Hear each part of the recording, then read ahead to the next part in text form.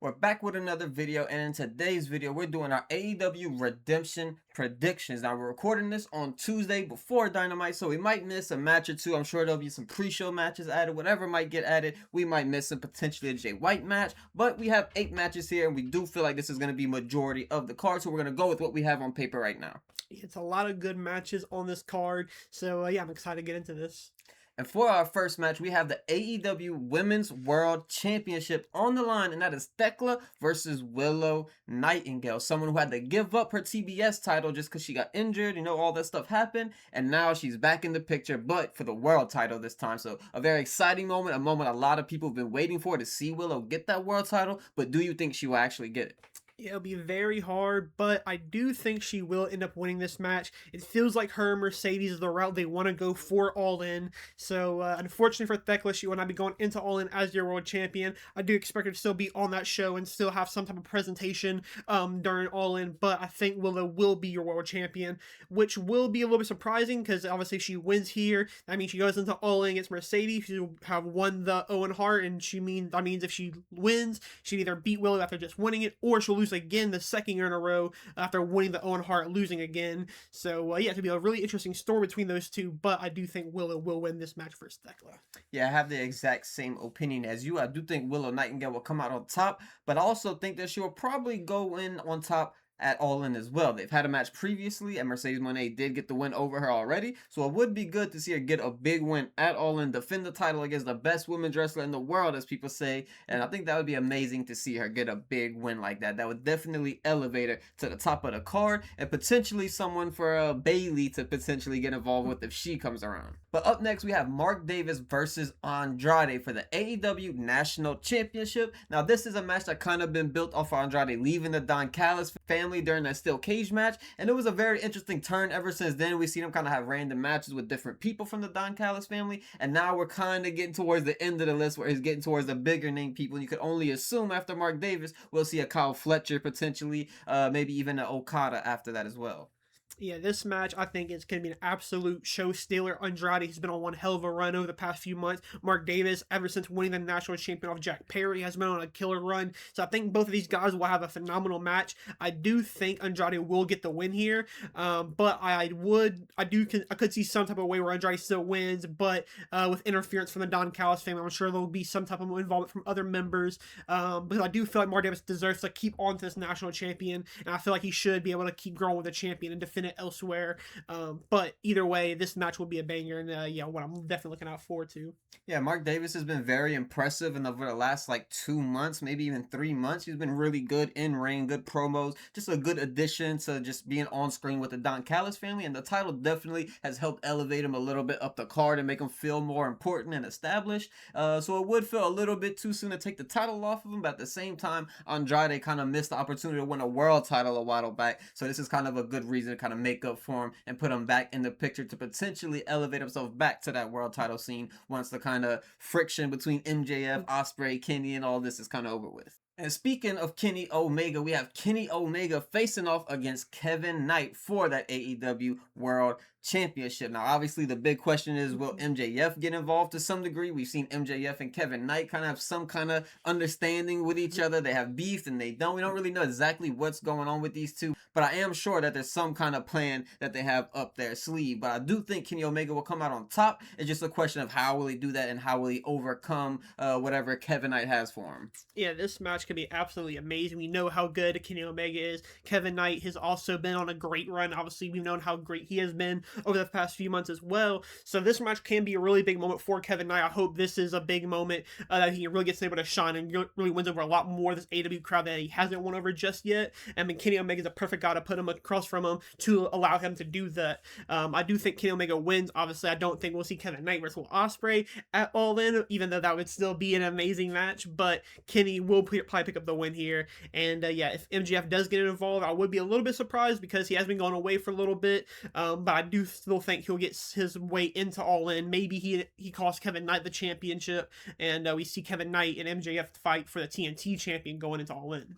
Yeah, I think that would be an amazing match. And I think this will also be an amazing match. One of the upcoming people in AEW who's very exciting to watch, and people want to see him just succeed and go bigger and bigger, get better and better in the ring, on the mic, and everywhere. I feel like this is probably the biggest match of his career right here, so it'll be very interesting to see how he kind of reacts to this huge moment. But we have the return of the Painmaker, Chris Jericho versus Tommaso Ciampa in a no holds barred match. So I think this match will be at least pretty interesting. I'm not very excited for it. I'm gonna assume Chris Jericho gets the win, but I do think it would be better if Tommaso Ciampa did pick up the win here. Yeah, this is the only match on the card so far that I really don't have too much hype going into it. It is a no holds bar, like you said, so it does have some type of interest in there. But I do want Tommaso Ciampa to win. But with the Painmaker coming back out for Jericho, it does smell like a Jericho win. But I can also imagine there's one more match between these two that really finalizes it with a Tommaso Ciampa win. Hopefully, he goes back into some type of mid card title. I'd love to see him and Andrade mix things up again. So yeah, a lot of cool things that could happen off of this match. But yeah. I don't really have too much interest, but I will go with Jericho to pick up the win. But our next match should be an amazing one because we have Kyle Fletcher versus Bandito for the AEW International Championship. Now, these are two people who are the two kind of the best upcoming wrestlers in AEW. Bandito is known as one of the best in-ring wrestlers, and Kyle Fletcher is probably the closest thing to Will Ospreay that we have in AEW at the moment. So, two very interesting people, an interesting clash of styles as well. Now, I don't believe we've seen these two in ring before together, so it'll be an interesting match to see how they kind of go against each other. Yeah, this is another match that I cannot wait to see happen.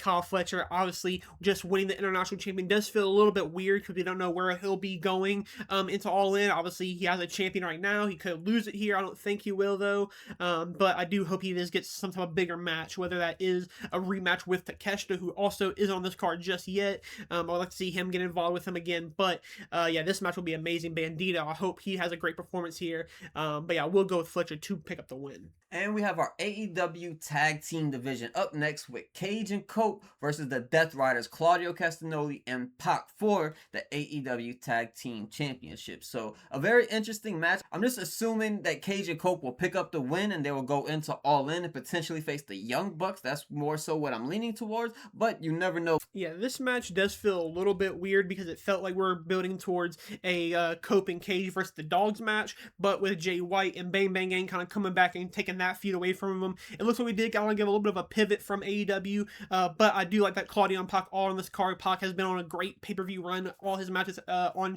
these shows have been great. Same thing with Claudio when he does get the opportunity to shine. He also has been doing really good, but I think this match will be, just like you said, be a win for Cage and Cope to retain the championships. A little bit of just a good title defense under their belt. So when we look back on it, we know that they want to get some decent names.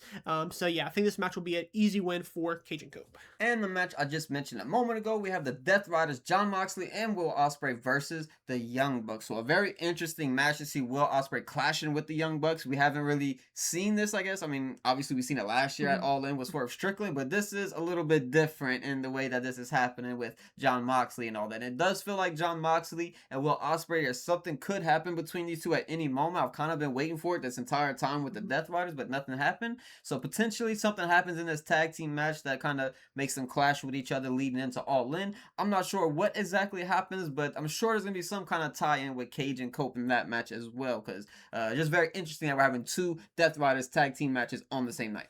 Yeah, this match is definitely a really interesting. Obviously, Young Bucks have been kind of going after, trying to get back after those tag team champs for a little while as Moxley and Ospreay have kind of been mainly focusing just on Will Ospreay. So for them to take a step back, go into this tag team match, it does feel a bit strange, but I do love the matchup. I think it'll be really fun and could be one of the matches of the night for sure.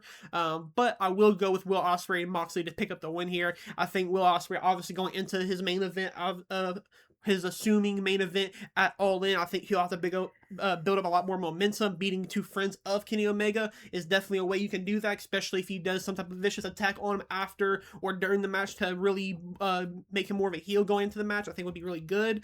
And yeah, I think Moxley by his side will be a very deadly duo. And for the last prediction of the video, we have the AEW TBS Championship on the line between Hikaru Shida and Maya World. This is a match where I think it'll be pretty interesting, but I'm not super excited for Hikaru Shida. I haven't really been too high on her pretty much ever, and as of recently, I don't think there's been too much to get excited for. I feel like they haven't really developed her character in a good way, and I feel like she just hasn't really excited me in ring or anything as well. But Maya World is kind of the complete opposite, as where she kind of just has the entire AEW world in her palms at the moment, and she just waiting for the opportunity to kind of shock the world, to get a world title or whatever title she can get, and then become that star that everyone wants her to be, because she definitely has everything you need her to be. And I think that this is the moment that you finally crown her and you elevate her to that top of the division. Yeah, this is one definitely is another hard one to predict because obviously Hikaru Shida still pretty fresh with the TBS champion. I think it would be nice for her to keep having a few more matches, but already throwing somebody like a Maya World, who I would like to see be your next TBS champion. I'm gonna go with Maya World to get the win here because I think it is a lot better for Maya to win than for Hikaru Shida to keep her reign going. I think Maya World can, like you guys said, benefit a little bit more from this, take a real step closer to that next level of the upper echelon of women in AEW, and yeah, obviously enter her name with some of the best in the world. But that's going to wrap it for AEW Redemption 2026. This is the first time they've ran this pay-per-view before, so it'll be interesting to see the setup for the show, how it's going to look and feel, how will the crowd react to it, will they react to it as if it's a big pay-per-view or if it's a smaller pay-per-view. I'm very interested to see the kind of energy around this pay-per-view on the night, but what are your entire thoughts of the show in general? Yeah, I think so far this card has been built up pretty fairly well. I think the Kenny and Kevin Knight match is a little bit of a mix-up that I am glad that we were able to see, because who knows how long this Kenny Omega title run is going to last. Will he just lose at All In, or will he continue after? So I'm glad that we are seeing Kevin Knight, Kenny Omega go after it. Andrade, Mark Davis is a banger of a match. Fletcher, Bandito, another one. Even Thekla and Willow could be an amazing match for the women on the night. So yeah, there's a lot of great things going on. I think that almost every single match here, how you have something to look forward to by the end of it. But thank you guys for watching. If you haven't already, make sure to leave a like and subscribe to the channel, and we'll catch you guys in the next one.